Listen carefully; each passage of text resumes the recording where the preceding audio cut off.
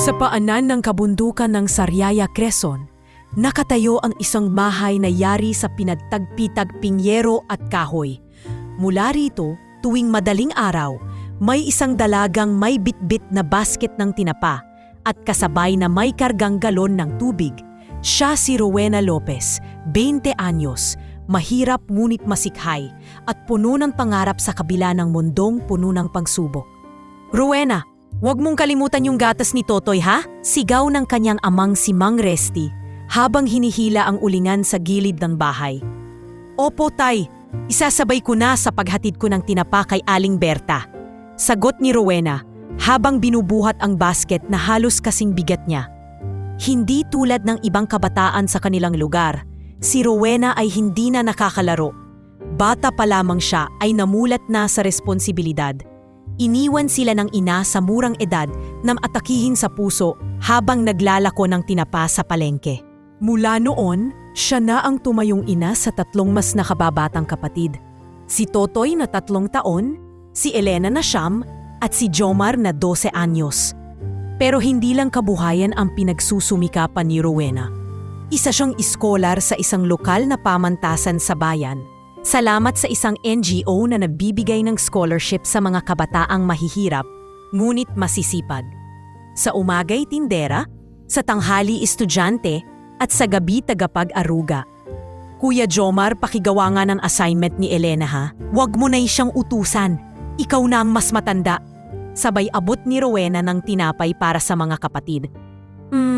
Ikaw ate, kailan ka matutulog? Tanong ni Jomar habang nakangisi. Tulog? Tsaka na, kapag may diploma na tayo. Biro ni Rowena habang sinasalin ang mainit na lugaw sa mangkok. Ngunit higit pa sa lahat, si Rowena ay kilala sa kanilang lugar bilang hilot ng barangay. Hindi man siya lisensyado, maraming sugatang hayop at tao na ang napagaling niya gamit lamang ang tsaa, herbal oil at tiyaga. Isang araw, may batang lalaki na nadapa at sugatan sa tuhod. Ate Rowena, si Bunso nadapa sa ilog! Sigaw ng kapitbahay. Wala nang tanong-tanong. Bit-bit niya agad ang kanyang magic bag na may lamang yantok, langis at antiseptic na siya mismo ang gumagawa mula sa pinakuluang dahon ng lagundi at bayabas. Huwag kang iiyak ka. Kayanin mo, lalaban tayo. Bulong niya habang nililinis ang sugat ng bata. Minsan din siyang tinanong ng isang matanda, Anak, ba't hindi ka nalang mag-nurse talaga? Sayang ang galing mo. Yun po talaga ang pangarap ko, Nanay Lina. Gusto ko pong maging nurse. Kaso po mahirap, ang mahal ng tuition. Kaya eto po muna, at least may natutulungan.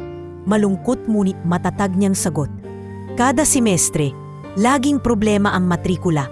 Kahit pa siya'y may scholarship, hindi sapat ang allowance nito para sa pamasahe, pagkain at mga project. Kaya't madalas, pinutulungan niya ang nanay ng kaklase na maglaba para lamang may ekstrang kita. Nay Susan, okay lang po bang ako na maglaba ng uniform ni Alex? Sabay ko na po sa labada namin, alok niya minsan sa ina ng kaklase. Rowena, hindi ka napapagod? Tanong ni Susan.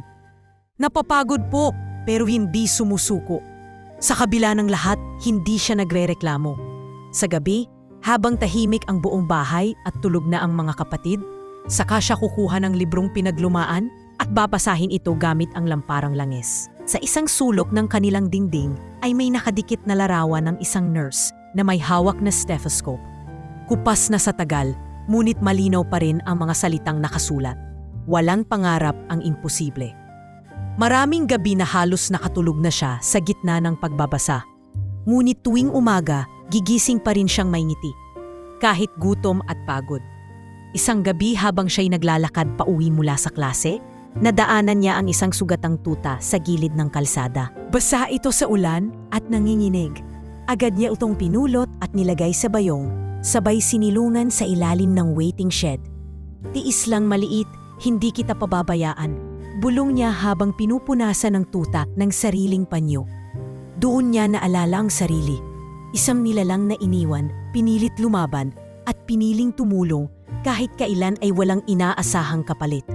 Si Rowena ay hindi ang tipikal na bida ng kwento. Wala siyang ginto, walang prinsipe, walang taga-suporta. Pero meron siyang puso ng isang tunay na bayani na ang kabutihan ay hindi nakukuha sa salapi, kundi sa pagyakap sa hirap ng may dangal. At sa ilalim ng langit ng probinsya, sa pagitan ng tinapa at sugat, sa tabi ng mga batang nangangarap, ay naroroon na isang batang babae na hindi sumusuko. Ang hindi niya alam, sa darating na panahon, sa gitna ng isang pagsabog ng kapalaran, ay mababago ang lahat. Ngunit bago pa man iyon mangyari, ang kwento niya ay nagsimula sa lugar na ito, sa bundok, sa pawis, sa luha, at sa walang hanggang pag-asa. Sa tapat ng isang napakalawak na mansyon sa Forbes Park, ay nakatayo ang isang binatang nakasuot ng itim na hoodie, maong at simpleng sapatos. Walang halatang tanda ng yaman sa kanyang anyo, ngunit sa likod ng kanyang mata ay naroroon ang bigat ng pangalan niyang pilit niyang tinatakasan. Sebastian Alfonso Romero. Basti, hindi ka pwedeng magpumilit na umalis nang hindi namin alam kung nasaan ka pupunta. Mariing sambit ng kanyang amang si Don Marcelo Romero, kilalang industrialist at pangatlong pinakamayamang negosyante sa bansa. Hindi ako bagay sa mundo ninyo. Hindi ako produkto ng mga conference room, board meeting o social gatherings. At ayokong mamuhay sa anino ng yaman na hindi ko pinaghirapan. Sagot ni Basti habang pinipigil ang panginginig ng boses. Lumaki si Basti sa salamin ng marangyang buhay. Mga imported na kotse, yaya, tutor, at mga kaibigan na pawang anak din ng mayayaman. Ngunit sa kabila ng lahat ng pribilehiyong ito, pakiramdam niya ay isa lamang siyang anino. Ang batang palaging nasa likod ng tabing, itinatago mula sa mga kaaway ng kanilang imperyo. Basti, hindi ito biro. Maraming gustong sirain ang pangalan natin. Isa ka sa pinakahinaing target. Ayaw naming mapasama ka, paliwanag ng kanyang madrastang si Cecilia, habang pinupunasan ang kanyang mga luha. Ngunit hindi na nakinig si Basti. Kinabukasan, kasama lang ang isang backpack at motor na hindi niya ipinarehistro sa ilalim ng kanyang punay na pangalan, tumakas siya sa Maynila. Sa ilalim ng alias na Ian Cruz, nagsimula siyang mamuhay sa Laguna, Cavite at pagkatapos ay sa mga liblib na lugar sa Batangas. Sa bawat bayan, iba-iba ang trabaho niyang pinapasukan. Pindero ng sapatos, assistant sa photography studio, hanggang sa maging freelance event photographer gamit ang lumang DSLR na binili niya mula sa ipon. Isang gabing tahimik sa isang maliit na bar sa Taal. Nakausap niya ang matandang may-ari ng bar na si Mang Ernesto. Bata, halata sa kilos mo na hindi ka dito lumaki, pero mukhang alam mong lumaban, ha? Sambit ni Mang Ernesto habang tinatapos ang kanyang yosi.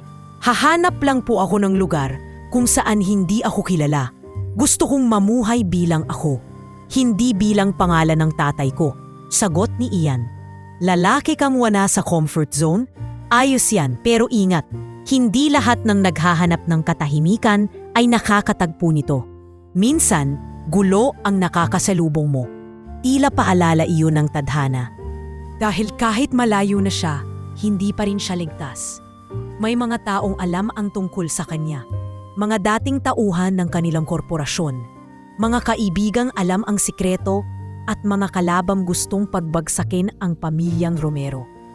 Isa sa mga ito ay si Eddie Velo, dating tauhan ng kumpanyang pinatatakbo ng ama niya na natanggal sa trabaho matapos mahuli sa korupsyon. Kapag nakita ko ulit yung batang yon, ako na mismo ang magsasabi sa mundo kung sino siya. Sa akin, hindi siya makakatakas. Pananakot ni Eddie sa isang kapwa dating empleyado. Kaya kahit sa paglalakad ni Ian sa gilid ng lansangan o sa pagkuha niya ng litrato sa mga kasalan at binyag, ay palagi siyang may dalang kaba na baka isang araw may lalapit sa kanya, tatawagin siya sa kanyang tunay na pangalan at guguho ang bagong buhay na pilit niyang binuo. Ngunit sa kabila ng takot, natagpuan ni Ian ang kakaibang aliw sa buhay ng ordinaryo. Doon niya nakita ang halaga ng bawat pisong kinikita. Ang sarap ng pagkain kahit simpleng tapsilog lang. At ang ginhawang dala ng kaibigang hindi humuhusga. Naging malapit siya sa isang kapwa litatista, si Leo, na hindi kailanman nagtanong tungkol sa kanyang nakaraan. Basta dito sa trabaho, hindi mahalaga kung dati kang hari o tambay. Basta may anggulo ka, click ka sa akin. Biro ni Leo sa kanya minsan. Sa kanilang friendship, natutunan ni Ian na hindi lahat ng tao ay may pakialam sa pinanggalingan mo. Ang mahalaga ay kung paano ka nakikitungo at kung paano ka tumutulong. Kaya unti-unti, nag-iba ang kanyang pananaw. Hindi na siya galit sa pagiging Romero. Ngunit ayaw pa rin niyang iasa ang lahat sa apelido. Habang tumatagal, napansin niyang may laman ang kanyang puso. Isang malaking tanong na paulit-ulit niyang tinataboy. Hanggang kailan ako makakatakas? Isang araw, habang minamaneho niya ang kanyang lumang kotse, pauwi galing sa isang gig sa Batangas, nawala siya sa isip at hindi napansin ang biglang liko ng daan. Mabilis ang takbo, madulas ang kalsada dahil sa ulan. Isang iglap, bumulusok ang sasakyan niya sa gilid ng daan, tumama sa puno at boom! Pumutok ang makina. Nagsimula nang magliyab ang harapan ng sasakyan. Hindi siya makagalaw. Nakapikit na lamang siya. Inihahanda ang sarili sa dulo ng kanyang pagtakas. Ngunit may narinig siyang kaluskos. Isang tinig na babae at malamig na kamay na pilit siyang hinihila palabas ng sasakyan. Ikaw, gumising ka! Kailangan nating makalabas dito. Sa gitna ng apoy at usok, isang boses na pamilyar sa kabutihan at tapang ang sumagip sa kanya. Hindi niya alam kung guni-guni ba ito o totoo. Pero ang babae ay tila hindi umaatras sa init ng apoy. Ang hindi alam ni Ian, ang babaeng ito ang magiging sagot sa tanong na pilit niyang tinatakasan. Hanggang kailan ako makakatakas? Dahil sa susunod na bahagi ng kanyang buhay, hindi na siya kailanman magiging pareho. Buwan bago ang aksidenteng magtatali sa kanilang kapalaran, unang nag-cruise ang landas ni Rowena at Ian sa isang hindi inaasahang pagkakataon. Isang maulan at magulong araw ng fiesta sa bayan ng San Cristobal. Ang langit ay tila may kinikimkim na lungkot. Dahil sa gitna ng kasiyahan, ay bumuhos ang ulan na tila pinunit ang saya ng selebrasyon. Kasabay ng pagbagsak ng ulan ay ang pagdagsa ng mga tao sa sakayan ng jeep sa gilid ng plaza. Nagsisiksikan, nagkakagulo, kanya-kanyang payong at kanya-kanyang diskarte para hindi mabasa. Sa gitna ng kakuluhang iyon, isang lalaking pasang-pasa, walang dalang payong at halatang walang pamasahe, ang tila nawawala sa sarili habang nakatiyo sa gilid ng waiting shed. Si Rian yon. Suot ang lumang hoodie na may tagpi sa manggas. May dala lang na lumang backpack at kamera na nakasabit sa kanyang leeg. Basa ang buhok, nanginginig sa lamig at walang kausap. Walang plano, walang direksyon. Tila nawawala. Dumaan si Rowena na may hawak na basket ng tinapa na nakabalot sa plastik, tinatakpan ng lumang payong. Napansin niya agad ang lalaki sa gilid. Hindi taga ron at parang hindi marunong lumapit. Uy, kuya, okay ka lang? Tanong ni Rowena. May halong kaba at pag-aalala. Nag-angat si Ian ng tingin. Mapupumayang mga mata at may bakas ng gutom. Ah, okay lang. Naghihintay lang ng jeep. Sagot niya, kahit alam niyang wala siyang dalang pamasahe. Hindi ka pwedeng tumayo lang dyan. Mababasa ka ng todo. Halika, sumilong ka rito. Sabay alok ni Rowena ng konting espasyo sa ilalim ng kanyang payong. Sa kabila ng likas niyang pagiging mailap sa ibang tao, hindi nagdalawang isip si Ian. Marahil dahil sa gutom, sa lamig, o marahil dahil sa maamong mukha ni Rowena na parang may pangakong hindi siya huhusgahan. Tahimik silang nakatayo. Wala pang 3 minuto ang lumipas. Biglang dumating ang jeep. Puno na, pero may kaunting espasyo sa paanan ng driver. Kuya, sakay ka na. Sasabay ka ba? Tanong ni Rowena habang hinihila ang basket papasok. Wala akong pamasahe, bulong ni Ian. Halos hindi naririnig sa lakas ng ulan. Saglip na tumigil si Rowena. Walang talinlangan, kinuha niya ang maliit na pitaka mula sa loob ng kanyang bayong at ibinayad na rin ang para sa lalaking hindi pa niya kilala. Ako na muna, bayad 2. Sabay abot niya sa konduktor. Hindi mo kailangang. Bulalas ni Ian pero pinutol agad ni Rowena. Lahat ng tao may karapatang makauwi kahit minsan lang, saglad niya habang nakangiti. Sa biyahe, naramdaman ni Ian ang kakaibang init ng presensya ng dalaga. Wala itong make-up, simpleng t-shirt at paldang kulay tsokolate lang ang suot. Ngunit ang paraan ng kanyang pagsalita at pagtingin ay tila may taglay na kabutihang bihira na niyang makita. Pagkababa sa tapat ng bayan, nagkataong pareho silang pupunta sa plaza. Si Rowena para magbenta ng tinapa sa pwesto ni Aling Berta at si Ian para kumuha ng mga retrato sa event ng fiesta. Sa gulat nila, pareho pa silang nakatalaga sa gilid ng simbahan. Ang luma niyang DSLR ay naging dahilan para mapansin ng mga nanay sa bayan. Kuya, picturean mo nga kami ni baby. Mabilis ang naging takbo ng oras. Ilang larawan, ilang tinapa, ilang tawa. Sa gitna ng ulan at putikan, may nadiskubre silang tahimik na koneksyon. Si Ian, bagaman hindi pa handang magsalita ng totoo tungkol sa sarili, ay nagpakilala bilang freelance photographer mula Maynila. Si Rowena naman ay walang alinlangang nagkwento ng buhay niya, ang pangarap niyang maging nurse, ang mga kapatid na inaalagaan at ang daming trabaho sa araw-araw. Hindi mo ba naiisip na tumakas minsan? Tanong ni Ian habang nakaupo silang dalawa sa semento, naghahati ng piraso ng bibingka. Tumakas? Hindi, kasi pag tumakas ako, sino mag-aalaga sa mga kapatid ko? Sino magbabantay kay tatay? Hindi ko sila kayang iwan. Sagot ni Rowena, simple pero punong-puno ng katotohanan. Tahimik si Ian. Sa mga sabot ng dalaga, nararamdaman niyang tila ito ang salin ng mundong hindi niya alam na kailangan niya. Isang mundong hindi komplikado, hindi nakabalot sa kasinungalingan. Bago sila maghiwalay, inabot ni Ian ang isang maliit na Polaroid na larawan ni Rowena habang nagbebenta ng tinapa. Sa likod, may nakasulat, "Huwag mong bitawan ang kabutihan mo. Magkikita rin tayo muli." Ngunit nakalipas lamang ang isang gabi, bigla siyang nawala. Umalis si Ian patungong Batangas. Muling kinahak ang daang palayo sa damdaming unti-unting namumuo.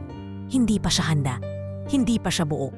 Si Rowena, bagaman nalungkot, ay piniling tanggapin iyon bilang bahagi ng buhay. Hindi lahat ng tao ay mananatili.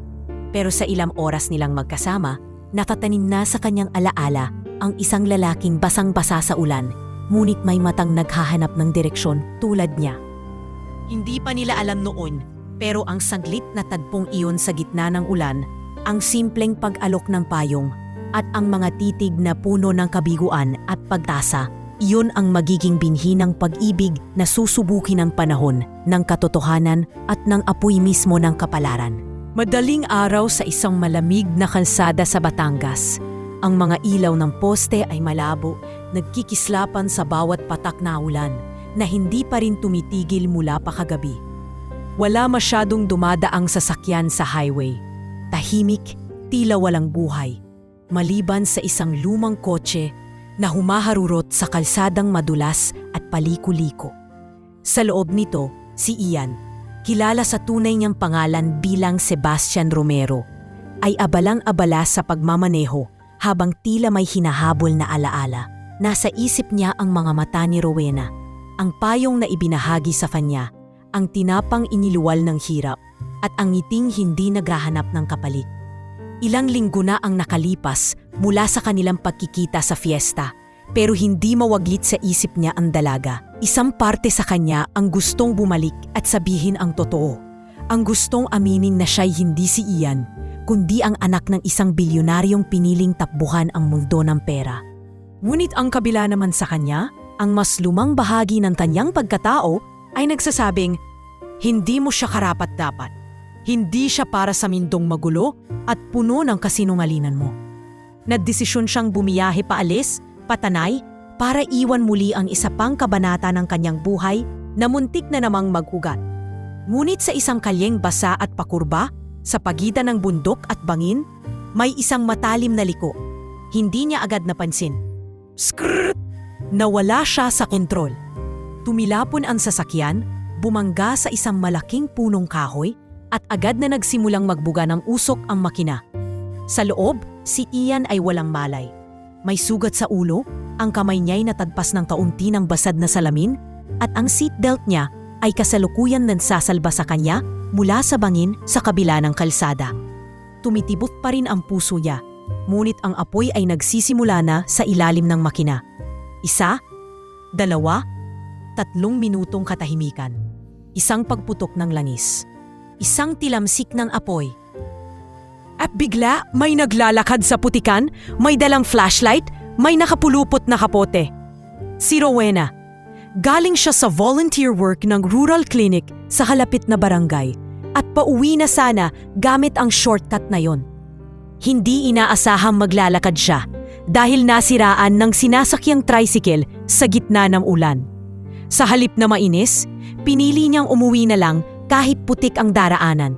Mula sa dilim nakita niya ang aninong gumuguhit sa liwanag ng ulan. Isang sasakyang humampas sa puno, may usok at may halimuyak ng gas. Diyos po, mahina niyang sambit. Mabilis siyang lumapit. Walang sinayang na segundo. Kahit putikan, kahit masakit sa paa, nilapitan niya ang sasakyan at sumilip sa loob. May tao pa! May tao pa sa loob! Sigaw niya habang pilit binubuksan ang pintuan. Mainit na. Ang hawakan ng pinto ay nagbabanta ng umusok. Gumamit siya ng manipis na tela mula sa kanyang balikat at sinubukang hilahin. Ayaw bumigay. Uminit lalo ang ilalim ng sasakyan. Palatandaan na ilang segundo na lang ay puputok ito. Kuya! Kuya! Gumising ka! May sunog! Sigaw ni Rowena habang pinupukpok ang bintana. Isang mahinang ungol mula sa loob. Gumalaw si Ian.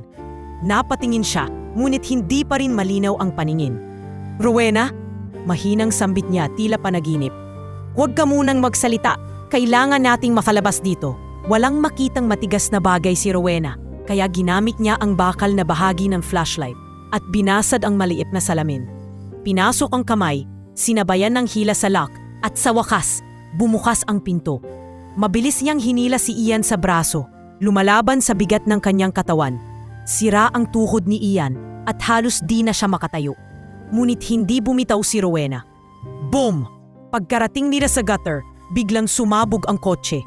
Lumikha ng apoy na parang sumilab sa kalangitan.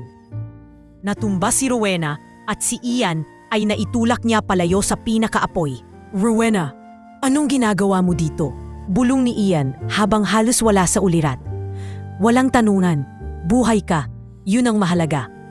Lumapit ang ilang residente mula sa kalapit na bahay. May dumating na barangay tangon at agad silang tinulungan. Dinala sila sa pinakamalapit na health center, kung saan agad diningnan ang mga sugat nila. Si Ian ay may mga gasgas at minor concussion, habang si Rowena ay may lapnos sa kanang braso at paa dahil sa init ng makina. Kung hindi mo siya nahila sa oras na yon, sunog na sana ang buong katawan niya. Ibang klase ka, Rowena, sambit ng doktor. Si Rowena, kahit nanginginig sa lamig at sakit, ay nakangiti lang. Hindi ko naman siya pwedeng iwan, di ba? Hindi pa rin niya alam kung sino talaga si Ian. Ang tanging alam niya, siya ay isang taong kailangan ng tulong. At iyon ang laging sinasabi ng puso niya. Tumulong kahit walang kapalit. Ang lalaking iniligtas niya sa apoy ay wala pa ring pangalan para sa kanya, maliban sa kuya o Ian. Ngunit ang hindi niya alam, ang lalaking iyon ang tagapagmana ng 1 bilyong negosyo, ang taong matagal nang tinatago ng lipunan. At sa mga susunod na araw, ay babaliktad ang mundong matagal niyang pinagsikapang buuin. Sa gabing iyon, habang nakahiga si Rowena sa emergency bed, pilit pinipikit ang mga mata sa gitna ng pagod, sinabi niya sa sarili, "Hindi ko alam kung bakit siya, pero alam ko, may dahilan." At iyon ang simula ng sunod-sunod na pagbabago, hindi na nila mababawi.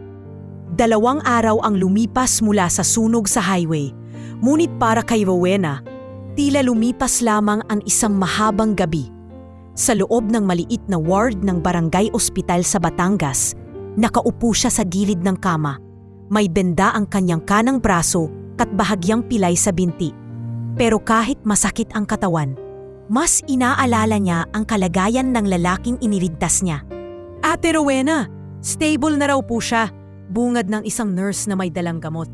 Salamat po, Sagot ni Rowena, na agad na tinapos ang nilulutong sabaw para sana kay Ian. Hindi pa rin niya alam ang buong pangalan ng lalaki. Hindi rin ito nagsalita masyado pagkagising sa ER. Ngunit may isang bagay na bumabagabag sa kanya. Ang tanong na hindi niya mailabas. Sino ba talaga siya? Ilang beses na niyang tinamka na kausapin si Ian ng masinsinan. Ngunit palaging may sagabal. Doktor, nurse, o kaya naman ay pagod na si Ian at pinipiling matulog. Pero ngayong araw, determinadong tanungin ni Rowena ang matagal na niyang gustong malaman. Pagpasok niya sa silid, nakaupo na si Ian. Nakatingin sa bintana habang sinisinagan ng araw. Magandang umaga, bati ni Rowena habang hawak ang mangkok ng sabaw. Lumingon si Ian. Nang makita si Rowena, unti-unting lumambot ang kanyang mukha. Hindi siya ngumiti ng malaki pero sapat ang liwanag sa mata niya para magpakita ng pasasalamat. Sabaw, luto ko.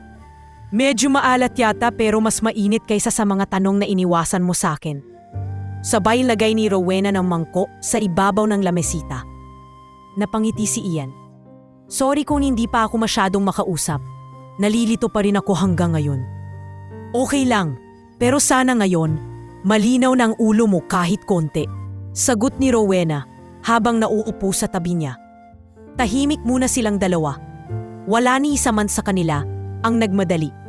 Sa pagitan ng katahimikan at amoy ng sabaw, may unti-unting bumubukas na pinto ng katotohanan. Hindi ako talaga si Ian Cruz, bulong ni Ian. Halos hindi marinig. Ha? Tanong ni Rowena. Bahagyang napatigil sa pag-inom ng tubig. Ang totoo ang pangalan ko ay Sebastian Alfonso Romero. Anak ako ni Don Marcelo Romero. Sandaling tumigil ang mundo ni Rowena. Para bang umingay ang paligid sa kabila ng tahimik na ospital. Napatitig siya sa mukha ni Ian, hindi ito nagbibiro. Romero? Yung may-ari ng mga power plant at construction firm? Yung nasa news? Tumango si Ian. Ako yung anak niyang matagal nang nawawala. Ang akala ng karamihan, naglayas lang ako. Pero ang totoo, tinakasan ko ang buhay na hindi ko pinili. Tinakasan ko ang sarili kong apelido. Nanatiling tahimik si Rowena. Hindi dahil sa galit, kundi dahil sa gulat. Ang lalaking niligtas niya mula sa sunog, na kanyang pinakain, tinulungan at minahal sa maikling sandali, ay isang taong bahagi ng mundong malayo sa kanya. Ayoko sanang sabihin pa. Gusto ko lang maging Ian.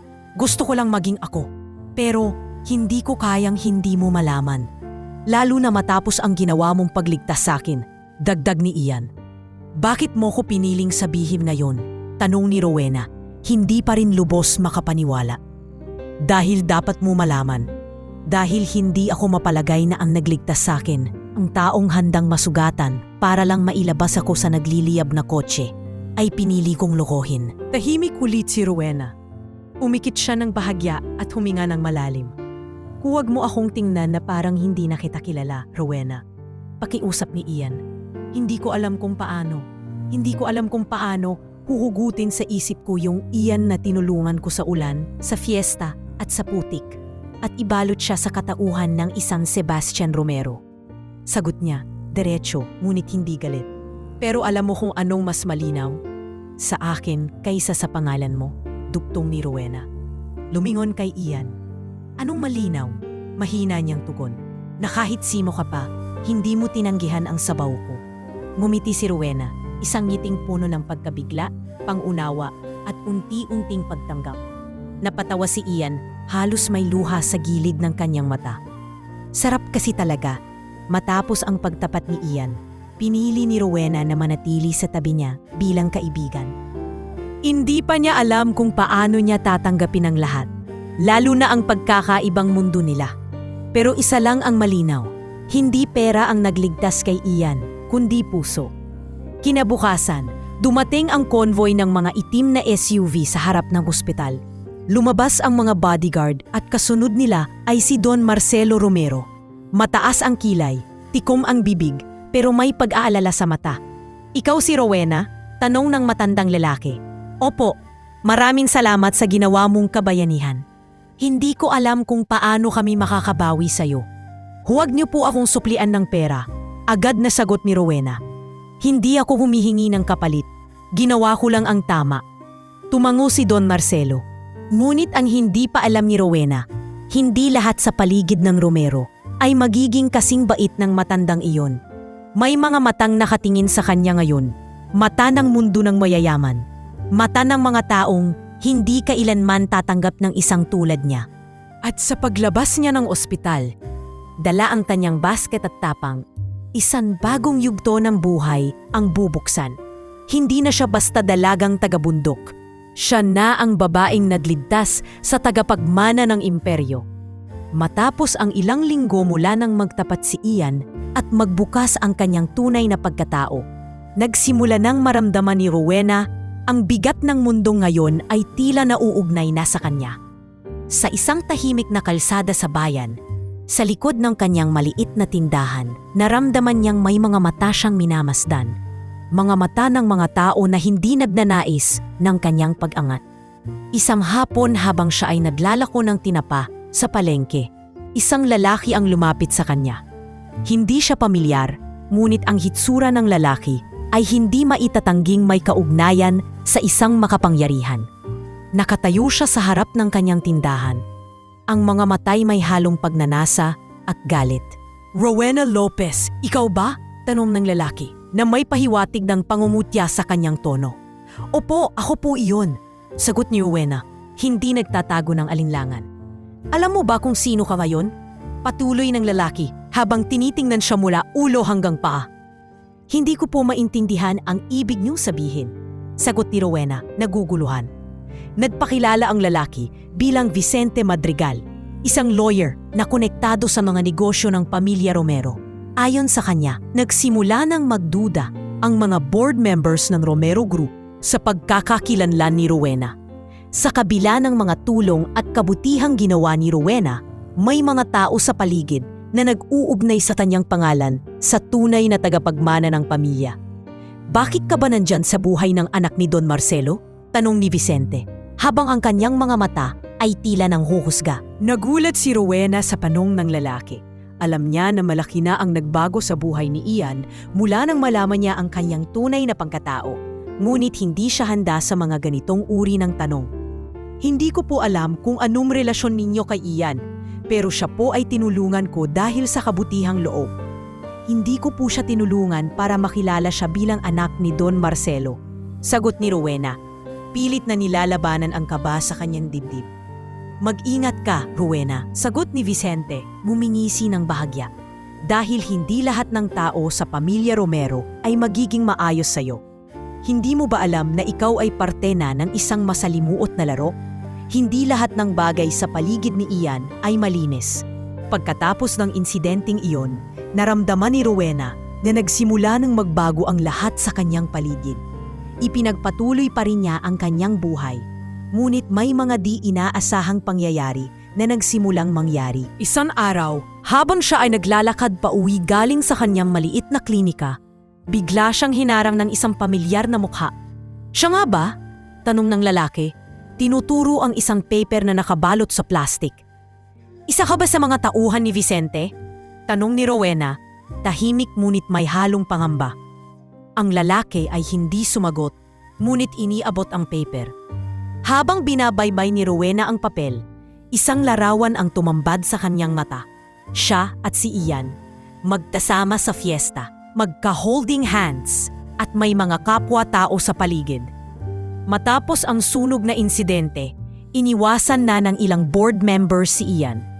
Pero may mga hindi pa ring nakukontento. At ang mga ganitong larawan ang ginagamit nilang dahilan. Wika ng lalaki.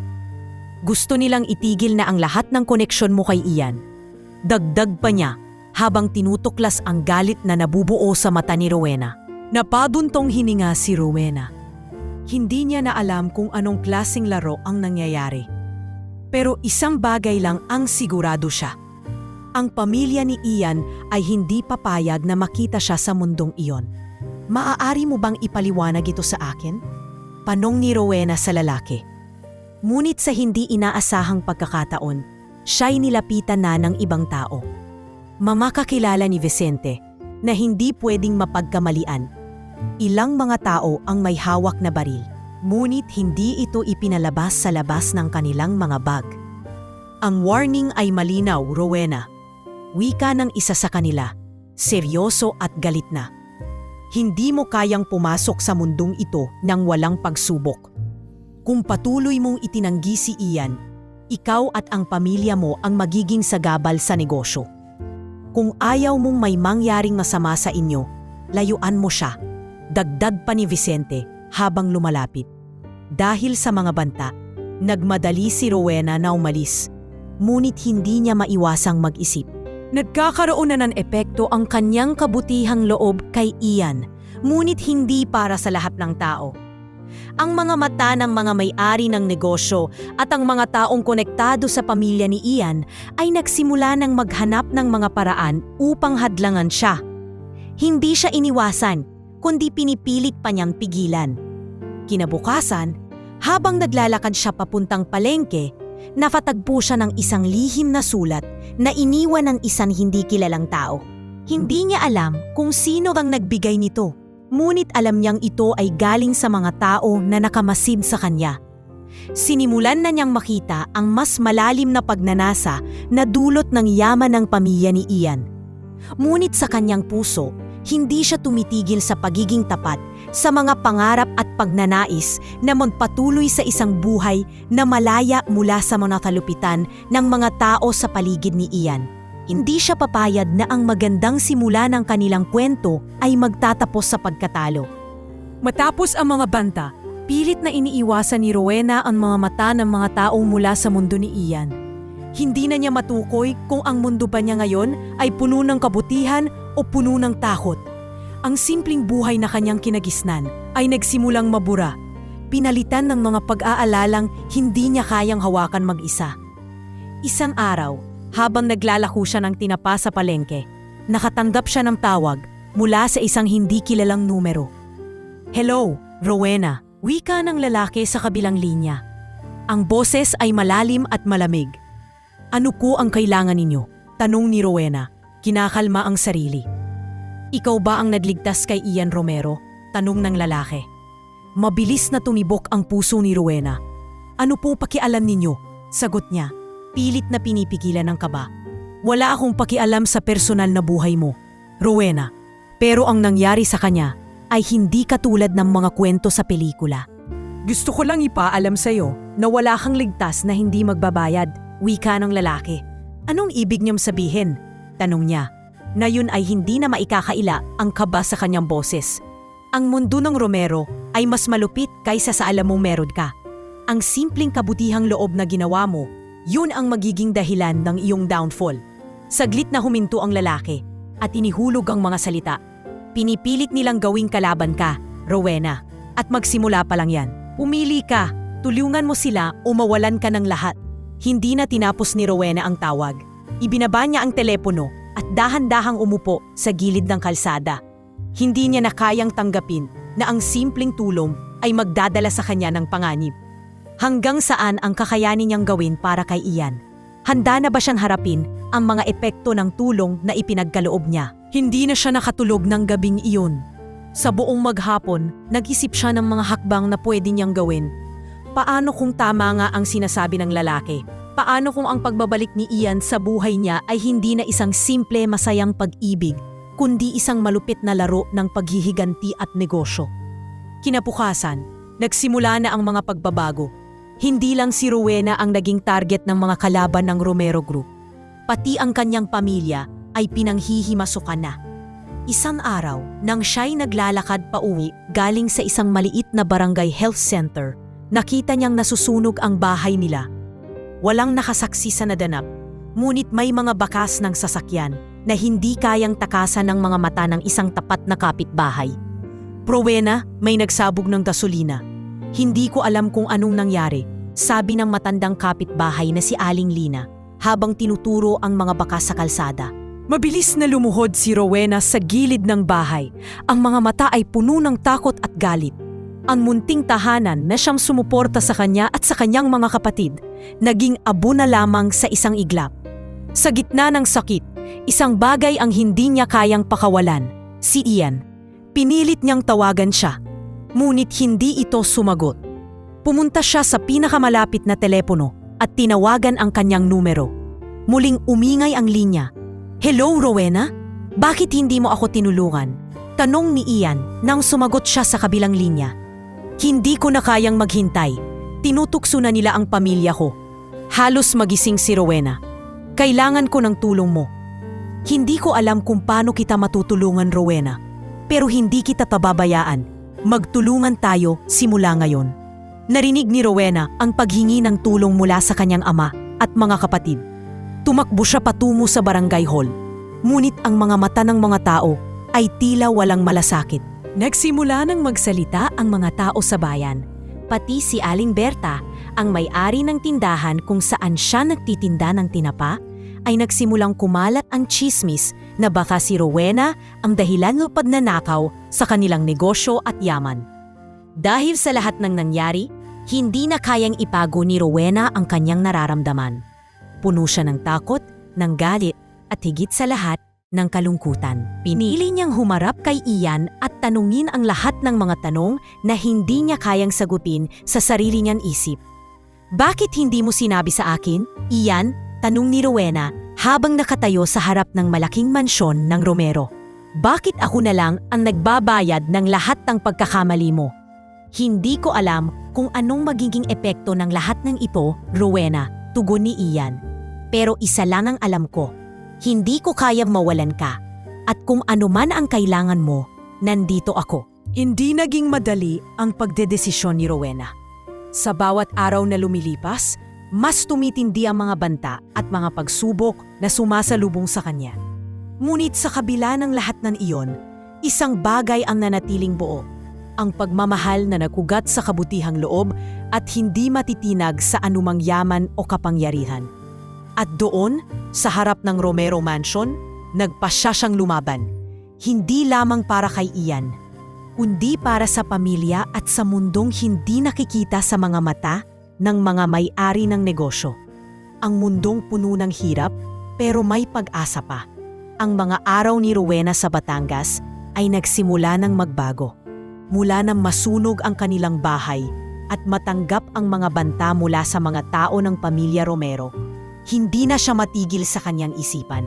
Sa bawat araw na lumilipas, mas lalong tumitindi ang takot na nararamdaman niya.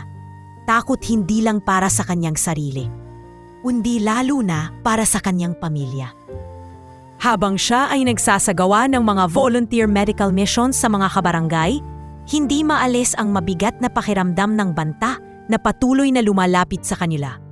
Isang gabi, habang siya ay pauwi, narinig niya ang sigaw ng kanyang bunsong kapatid na si Totoy. "Ate, ate!" sigaw ni Totoy habang tumatakbo papunta sa kanya mula sa maliit na bakuran ng kanilang bahay. Nagmamadaling tumakbo si Rowena at nang makarating, nakita niyang may nakatambay na mga tao sa harap ng kanilang bahay. Mga kalalakihang may malahating gabi na itsura at may mga sasakyan na nakapark. Isa sa kanila ang lumapit kay Rowena. "Si Rowena ba ito?" tanong ng isa sa mga lalaki. May matalim na tingin sa kanya. "Opo, ako po si Rowena," sagot ni Rowena, sabay tapik sa balikat ni Totoy. "Magandang gabi, Miss Lopez. May dala-dala kaming mga papeles na kailangan mong pirmahan." Wika ng lalaki habang iniabot ang isang folder na puno ng mga legal na dokumento. "Papeles? Ano to?" tanong ni Rowena, pilit iniiwasan ang tingin ng lalaki habang nakatingin siya sa mga kasamahan nito sa gilid. "Pag-aari ng pamilya Romero ang inyong bahay. Pinapakiusapan kayo na magtulungan at tapusin ang mga isyong legal. Kung ayaw nyo, may mga hakbang na kami nagagawin." Naramdaman ni Rowena ang malamig na hangin na dumaan sa kanyang katawan. Hindi siya ng dalawang isip na sumagot. "Hindi ko kayo papayagan na kunin ang lupa at bahay namin. Hindi ko papayagan na magamit lang kami ng mga Romero," sabi niya. Ang tinig ay puno ng galit at tapang. "Hindi kami nagmamadali, Miss Lopez," sagot ng lalaki habang tinitingnan siya mula ulo hanggang paa. "Kung ayaw nyo, babalik kami at i-claim na namin ang lahat. Hindi kayo makakalaban." Bumalik sila sa kanilang sasakyan. Iniwan ang mga papeles sa harap ng kanilang pintuan. Nang mag-isa si Rowena, naramdaman niyang ang mundo ay nagsimulang gumalaw ng pabigat. Isang takot na hindi na kayang itago pa. Pinili niyang pumunta kay Ian na naging tulay sa lahat ng nangyayari. Sa gabing iyon, tumawag siya kay Ian. Walang sagot. Tumawag siya ulit at sa wakas, sumagot si Ian. "Rowena, anong nangyari?" tanong ni Ian. Ang boses niya ay may pag-aalala. "Ian, hindi ko na kayang itago ito. Pumunta sila dito at ang bahay namin, ipinag-aari nila. Gusto nilang tanggalin kami." Sabi ni Rowena. Ang tinig ay puno ng lungkot. Hindi ko na kayang labanan ito mag-isa. Ilang segundo ng katahimikan bago nagsalita si Ian. "Bakit hindi mo sinabi agad? Hindi ko na kayang makita kayong nagdurusa ng ganito. Hindi mo dapat ito pinagdadaanan mag-usa. Pumunta ka rito sa Maynila. Dito, magkakaroon tayo ng mga opsyon. Masyado na akong matagal sa buhay na to, Ian. Hindi ko na kayang sumunod na parang bata. Kailangan ko ng solusyon. Hindi ko na kayang pigilan ang sarili ko. Rowena, magkaisa tayo. Ibigay ko na sa'yo ang lahat ng kailangan mo." Si Rowena ay hindi pa rin makapaniwala sa narinig. "Anong ibig mong sabihin? May mga hakbang na akong gagawin, pero hindi ko papayagan na mawala ka sa buhay ko." "Sige na, Rowena, sumama ka na rito. Hindi ka na makakapagsimula ulit sa kalsadang iyon. May matutulungan ka kung maghihintay ka." Muling tumahimik si Rowena. Walang kibo. Pinili niyang magtiwala. Ngunit may tanong na patuloy na nagsisilbing gabay. Hanggang saan na ba ang kayang gawin ng pag-ibig na nag-ugat sa kabutihang loob? Nang sumunod na linggo, pinili niyang magtungo sa Maynila. Lumingon siya sa bawat parte ng kanilang probinsya na iniwan niya. Lahat ng mga alaala, ang mga paboritong tanawin ng bundok, ang mga kalsadang bumpy na pinagdaan nila ng mga kapatid niya. Lahat ng iyon ay naisip niya habang papalayo. Pagdating sa Maynila, sinalubong siya ni Ian sa isang marangyang bahay. Isang mansyon na matagal nang itinaguyod ng pamilya Romero. Tumayo siya sa harap ng malaking gate. Hindi siya sigurado kung siya ba'y may karapatang pumasok o kung siya'y isang manghihiram lamang sa bagong buhay. "Hindi ko alam kung anong hinahanap ko dito," bulong niya sa sarili. Nang dahan-dahan siyang kumasok sa loob ng bahay. "Wala ka ng ibang hahanapin, Rowena.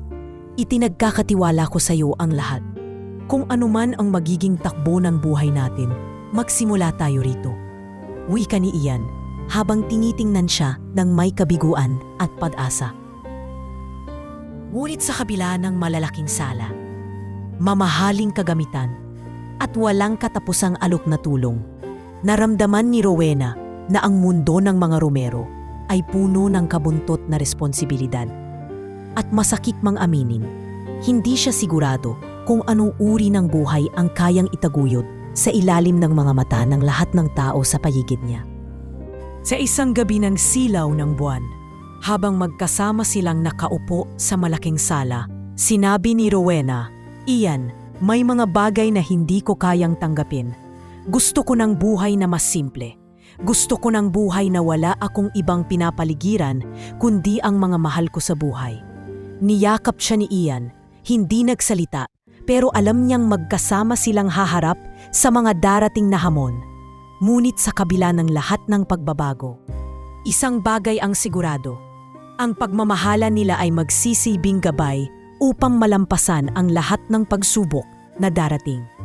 Matapos ang ilang linggong pananatili ni Rowena sa mansyon ng pamilya Romero, nagsimulang magbago ang lahat ng kanyang pananaw tungkol sa buhay sa Maynila. Ang lahat ng mga magagarang bagay sa paligid ay tila naging mabigat na pasanin para sa kanya. Bawat hakbang na ginagawa niya sa loob ng malaking bahay ay may kasamang katanungan. Para saan nga ba ang lahat ng ito? Nagising siya isang gabi na hindi mapakali. Habang ang buong bahay ay tahimik at tanging ang tunog ng ulan ang naririnig mula sa mga bintana, nagsimula siyang maglakad-lakad sa harap ng malaking salamin. Nais niyang makita ang kanyang sarili sa lahat ng bagong pagbabago sa kanyang buhay. Nais niyang malaman kung siya ba ay tunay na nagbago o kung siya ay nanatili pa ring ang simpleng Rowena na lumaki sa kabundukan ng Quezon, puno ng pangarap at kabutihang loob. Dahil sa mga kaganapan, Nagkaroon siya ng matinding pangangailangan upang mapag-isa. Kailangan niyang maintindihan kung anong uri ng buhay ang kayang itaguyod sa isang mundong puno ng mga lihim at pagnanasa. Hindi niya alam kung tama bang manatili siya sa tabi ni Ian o kung mas maganda bang bumalik na lamang siya sa buhay na kanyang iniwan. Habang patuloy siya sa pagninilay-nilay, narinig niya ang tinig ni Ian mula sa may salas. Ang kanyang boses, kahit malayo, ay nagdulot ng kilig at takot sa kanyang puso. Alam niyang ang pagsasanib ng kanilang buhay ay hindi kasindali ng mga pangarap na kanyang pinangarap. Alam niyang may mga bagay na kailangang isakripisyo at hindi niya sigurado kung handa na siyang magbukas ng bagong kabanata na puno ng mga pagsubok. Nang makalapit si Rowena sa sala, nakaupo si Ian sa harap ng fireplace.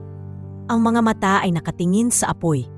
Ipinakita niya ang kanyang matamis na ngiti, ngunit may kalungkutan sa kanyang mga mata. Hindi na ako magtatagal, Rowena.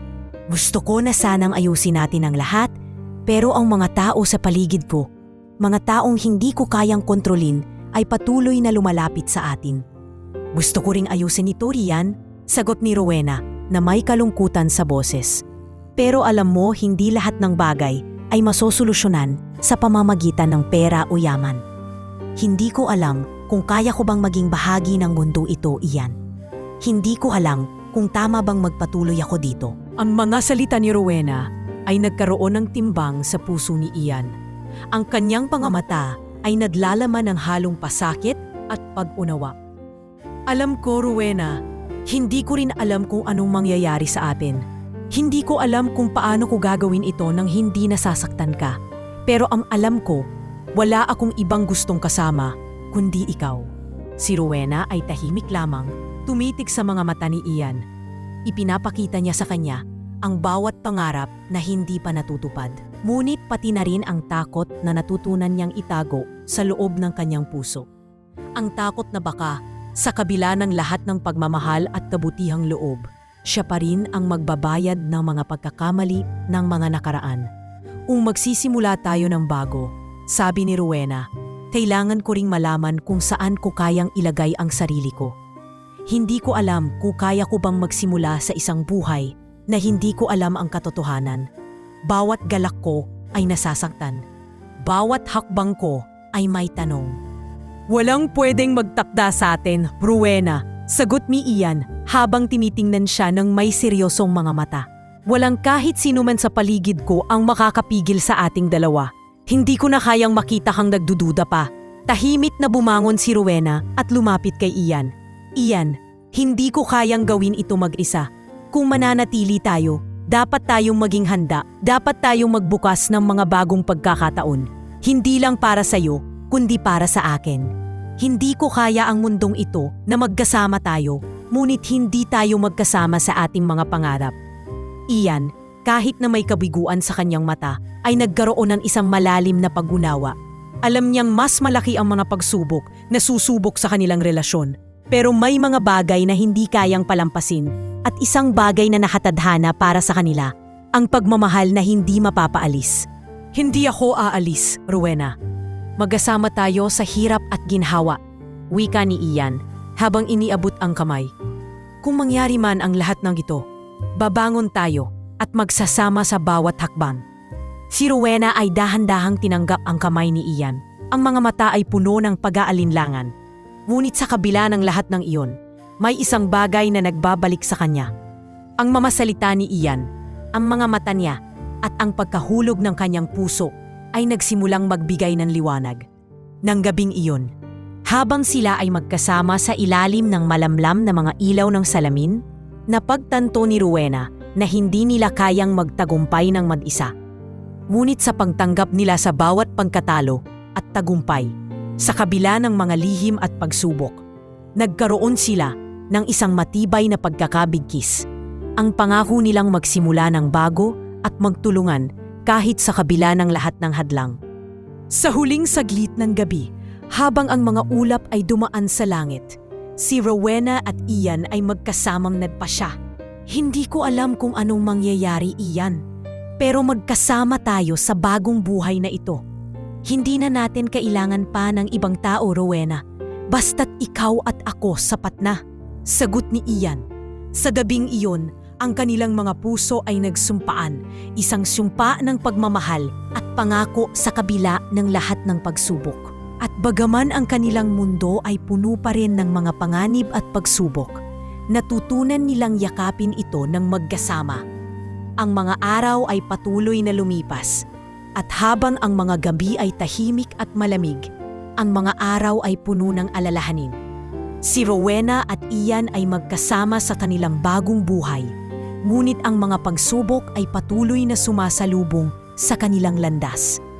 Sa kabila ng kanilang pagsasama, ang mga lihim, mga kalaban, at ang mundo ng pamilya Romero ay patuloy na naglalagay ng bigat sa kanilang pag-iisip.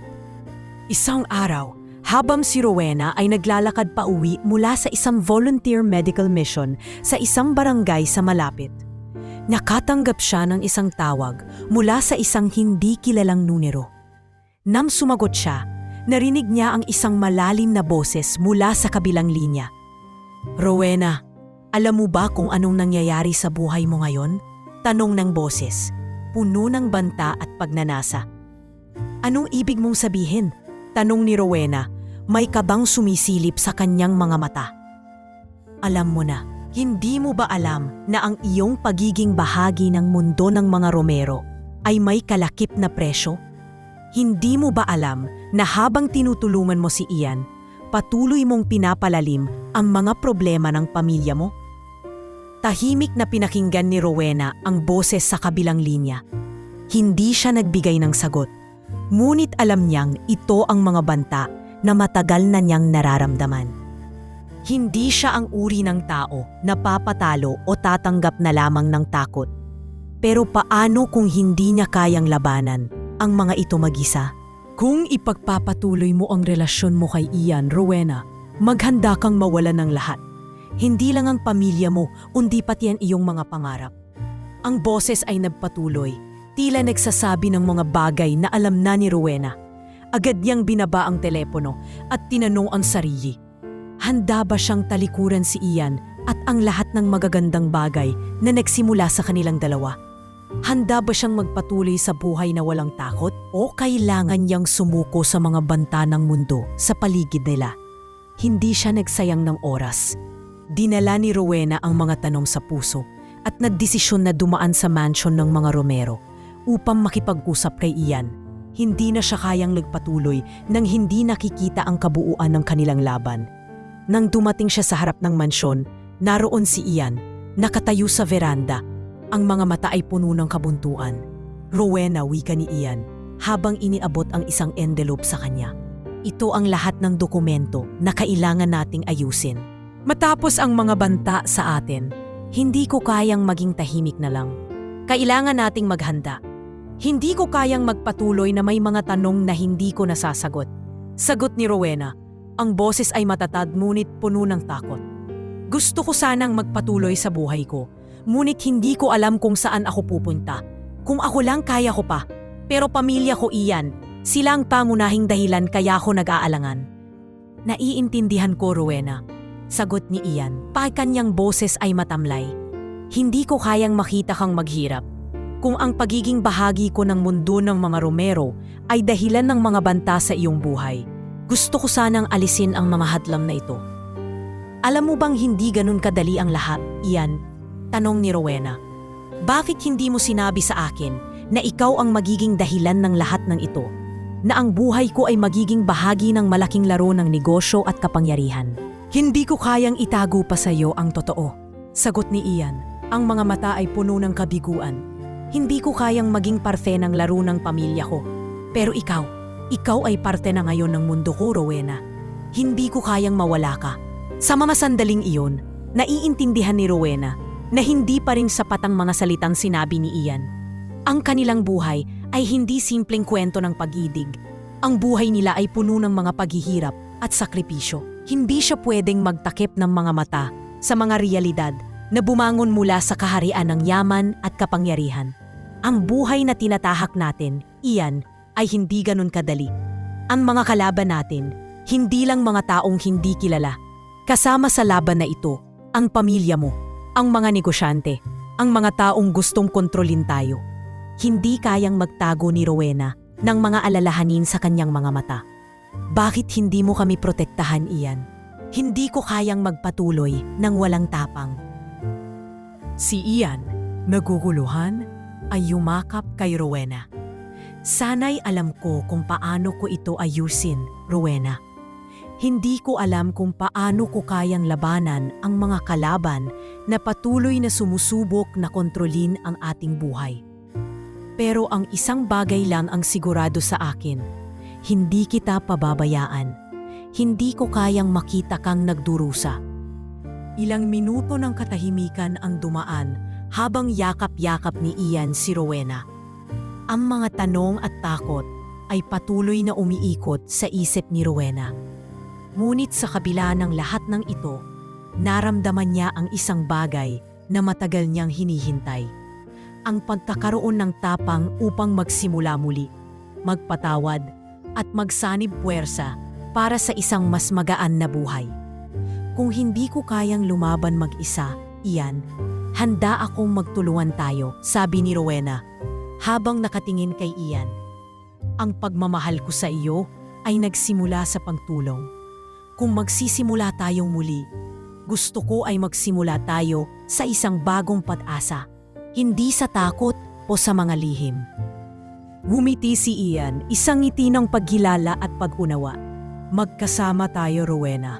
Walang hadlang na hindi natin malalampasan. Kung ano man ang mangyari, magkasama tayong tatayo. At sa gabing iyon, si Rowena at Ian ay nagtakda ng isang bagong buhay, hindi sa ilalim ng mga lihim at pananakot, kundi sa isang buhay na magkasama nilang tatahakin, puno ng mga bagong pangarap at pag-asa. Ang mga araw pagkatapos ng kanilang desisyon na magsanib puwersa ni Rowena at Ian ay hindi naging madali. Bawat hakbang na kanilang ginawa ay puno ng mga pagsubok at panganib.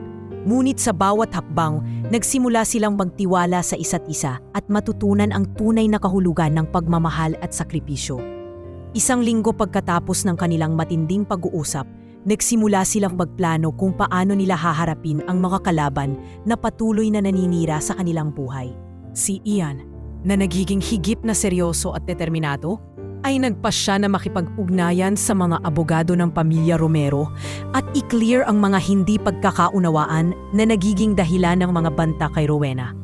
Isang araw habang si Rowena ay naglilinis ng mga gamit sa kanilang maliit na tahanan sa Maynila, tinawagan siya ni Ian. Rowena, kailangan nating magtulungan. May mga bagong development sa negosyo ng pamilya ko.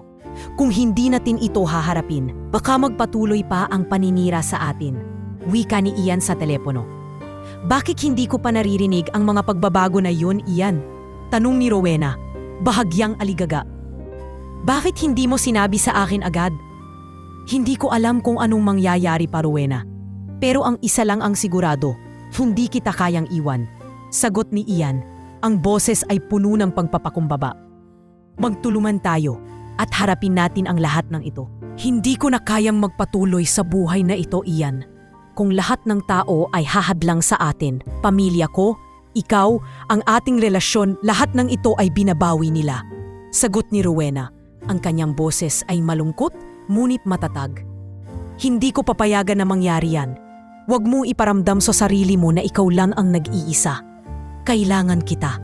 Sagot ni Ian, matapang at puno ng determinasyon. Magsimula tayo ng plano. Magsimula tayo ng laban. Si Rowena ay nagisik ng mabuti. Hindi siya nagpatuloy sa pag-iwas kay Ian. Alam niyan hindi niya kayang mag-isa. Ang pagmamahal na nagsimula sa maliit na kabutihang loob ay naging malalim na koneksyon. Kung ipaglalaban nila ito, gagawin niya. Nagdesisyon silang magsagawa ng isang lihim na operasyon upang maprotektahan ang kanilang mga buhay. Pinili nilang magsimula sa mga legal na hakbang. Una, nilapitan nila ang isang sikat na abogado na may karanasan sa mga kaso ng paninira at mga pag-aari.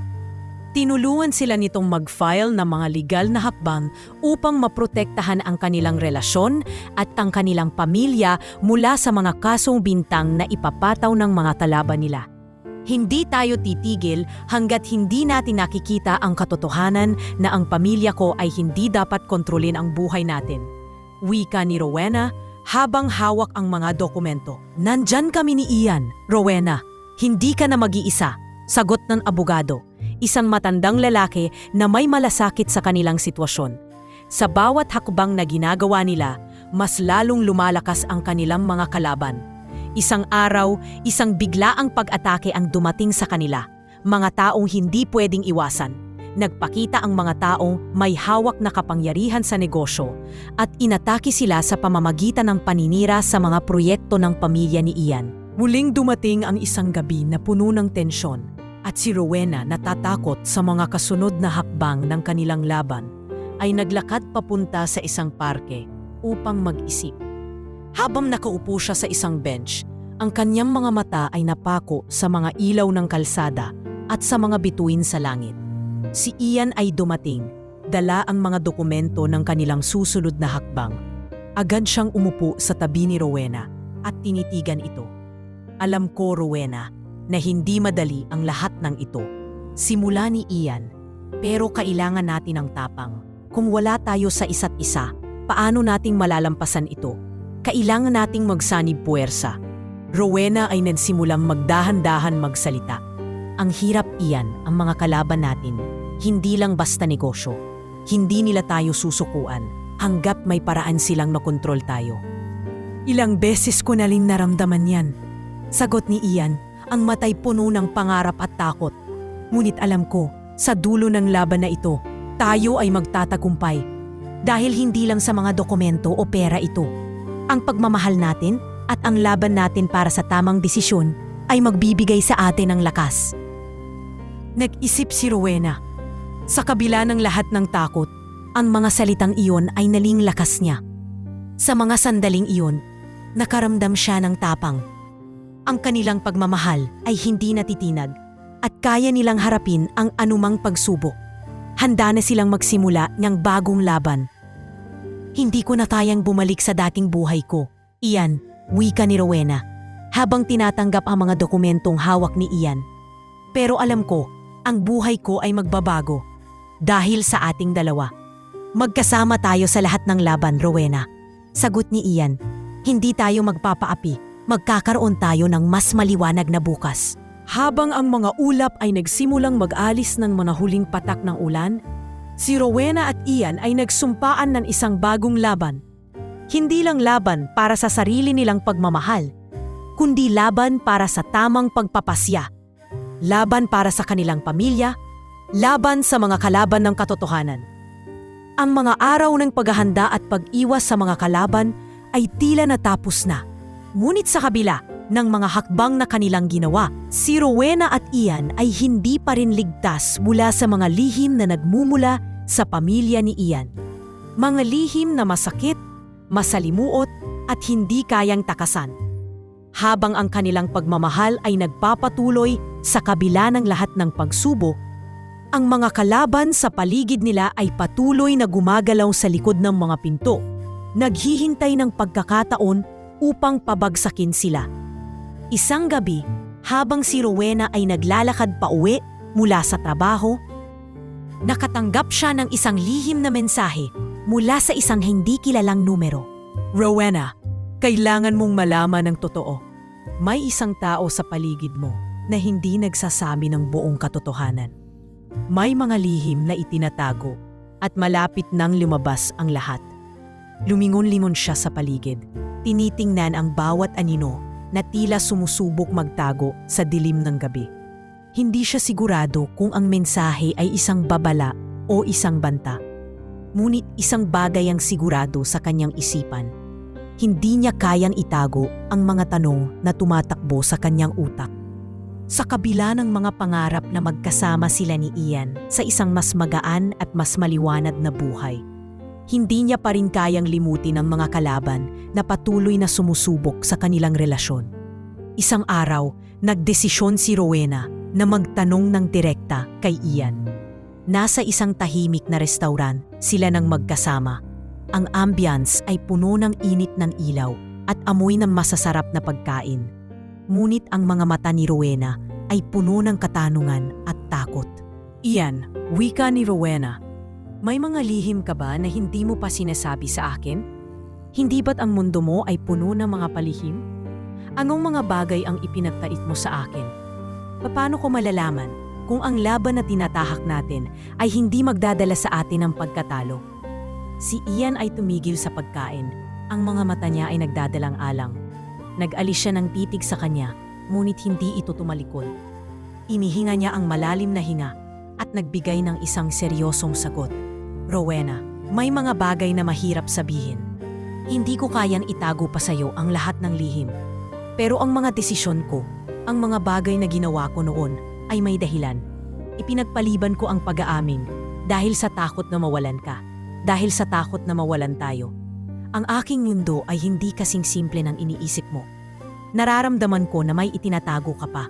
Bawat oras na lumilipas, mas lalo akong napapaligaya sa mga simpleng bagay. Pero mas lalo rin akong natatakot sa mga bagay na hindi ko alam. Hindi ko kayang ipagpatuloy ang pagmamahal na nakatago sa mga lihim. Sagot ni Rowena, ang mga mata ay puno ng kalungkutan at takot.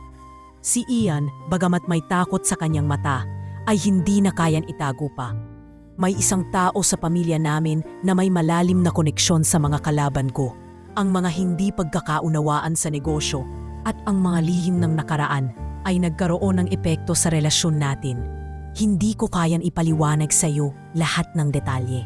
Pero isang bagay ang sigurado ko, hindi ko hahayaan na mawalan ka, Rowena. Hindi ko hahayaan na ang mga lihim ng nakaraan ay magtakda sa ating kinabukasan.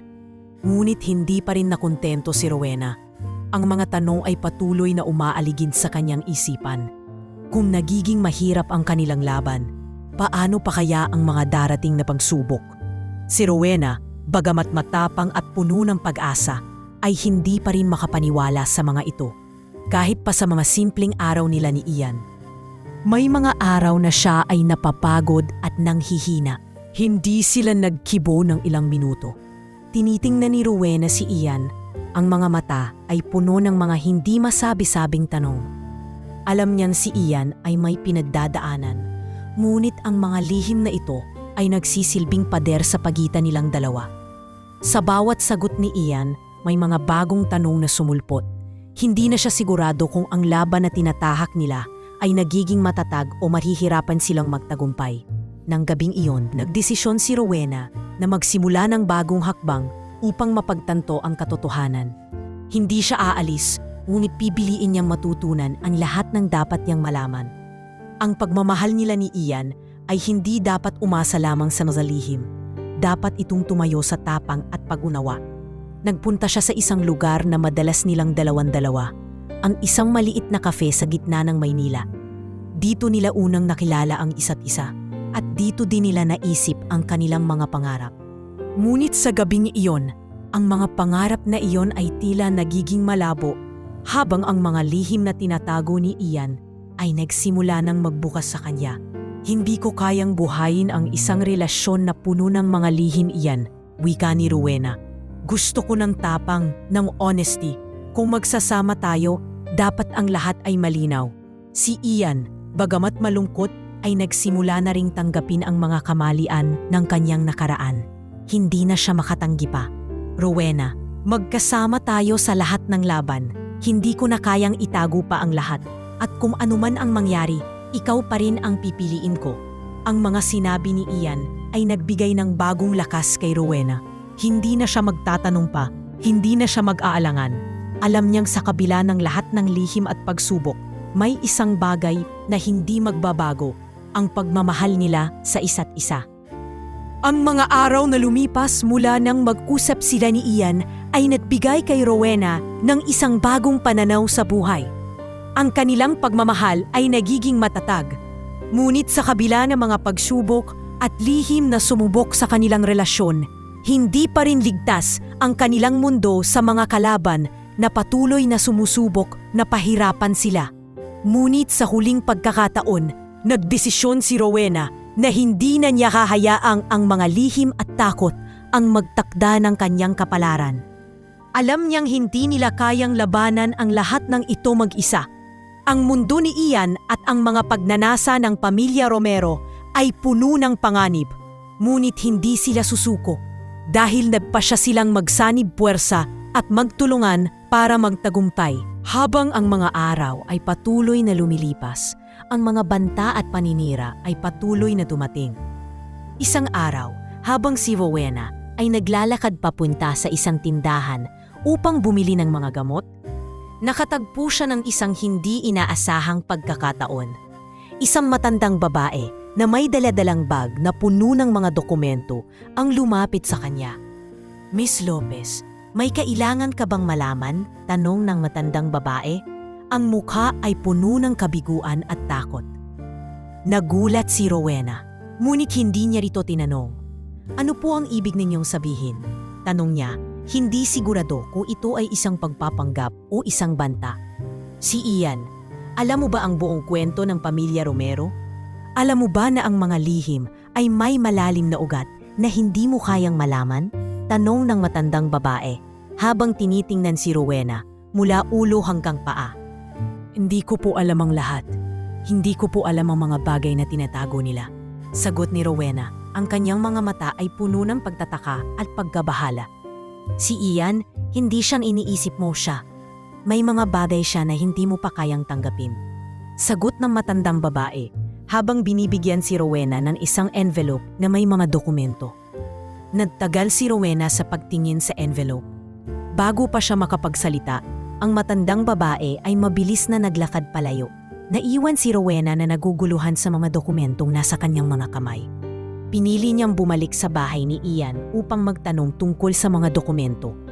Alam niyang kung may anuman na matutunan niya mula sa mga ito ay magbibigay sa kanya ng kalinawan at pagkakataon upang masiguro na hindi siya mababawi ng mga lihim na wala siyang kaalaman. Pagdating sa mansyon ni Ian, agad siyang pumasok at nakita niyang abala si Ian sa pagtanggap ng mga tawag. Gumabi siya sa kanya at nagsimulang magtanong. "Ian, may dokumento akong nakuha." Sabi ng matandang babae, "May mga bagay ka na hindi ko pa alam." Sabi niya, "May mga lihim na tinatago ang pamilya mo at hindi ko pa kayang tanggapin." Agad tumigil si Ian sa pagtanggap ng tawag at tinitigan si Rowena. "Rowena, hindi ko kayang itago pa ang lahat. Ang mga bagay na iyon ay matagal nang lumipas. Kung gusto mong malaman, ito na." Sabay abot niya ng isang maliit na kahon na naglalaman ng mga lihim ng pamilya Romero. Tumingin si Rowena kay Ian, hindi sigurado kung dapat ba niyang buksan ang mga dokumento at malaman ang katotohanan o kung itatabi na lang ito at manatili sa kanilang buhay na masaya at walang pag-aalala.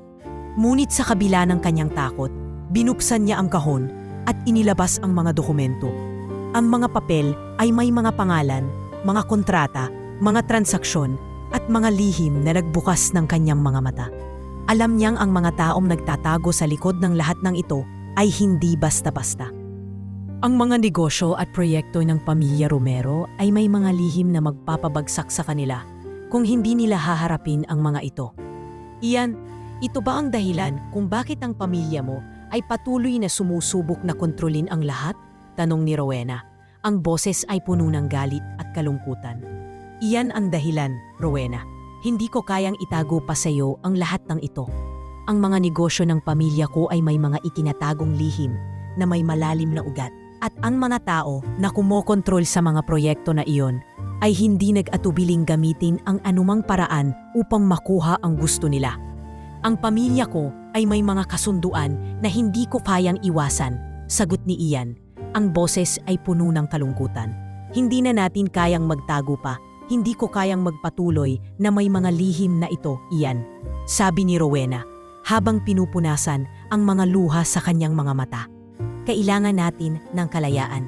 Hindi ako magpapatuloy na magtago ng mga sikreto. Si Ian ay nakatingin kay Rowena. Ang mga mata ay puno ng pagsisisi at sakit. Gusto ko ring magtulungan tayo, Rowena. Hindi ko kayang magpatuloy na makita kang nasasaktan dahil sa mga lihim ng pamilya ko. Ang mga tanong na patuloy na umiikot sa isipan ni Rowena ay unti-unting nagsimulang magbukas. Ang mundo na kanilang tinahak ay puno ng mga hadlang at pagsubok, ngunit hindi siya susuko. Sa kabila ng mga lihim at banta, naniniwala siyang magkasama silang magtatagumpay. Muling hinawakan ni Ian ang kamay ni Rowena at sa kanyang mata, nakita ni Rowena ang isang bagong pag-asa. isang pag-asa na magmumula sa kanilang pagmamahal at pagkakaisa. Nagpasya si Rowena na magpatuloy, hindi lamang sa mga lihim, kundi sa isang buhay na magkasama nilang tatahakin. Isang buhay na may pag-asa at tapang. Magkasama tayo, Rowena. Walang lihim na hindi natin kayang harapin. Kung magkasama tayo, walang pagsubok na hindi natin malalampasan. Wika ni Ian, habang tinitingnan si Rowena ng may pagnanasa at tapang sa mga mata. Si Rowena ay ngumiti, at sa gabing iyon, sa harap ng mga lihim na kanilang naharap, nansumpaan silang magkasama. Magkasama silang magtatagumpay sa kabila ng lahat ng pagsubok, lihim at takot.